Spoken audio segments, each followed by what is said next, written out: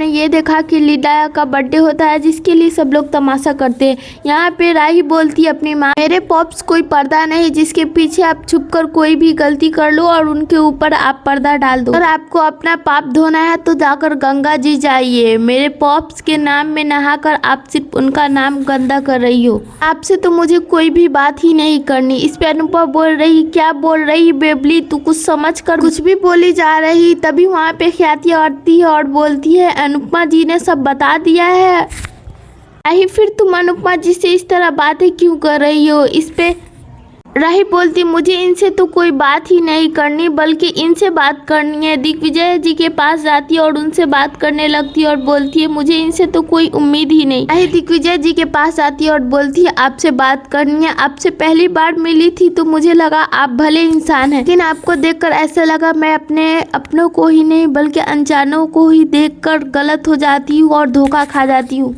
दिग्विजय और अनुपमा राही की ये बात सुनकर शौक हो जाते हैं। दिग्विजय बोलता है, राही तुम्हें जो कुछ बोलना है तुम मुझसे बोल सकती हो, अनुपमा जी से कुछ भी मत बोलो क्योंकि वो तुम्हारी माँ है। राही बोलती है, क्यों, आपसे क्यों ना बोलूं?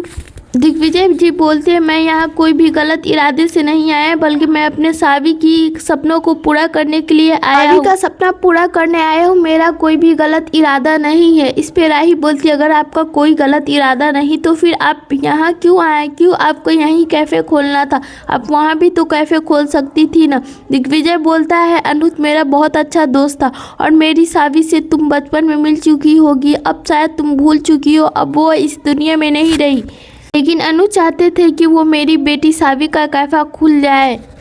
आगे के अपडेट्स देखने के लिए हमारे चैनल को सब्सक्राइब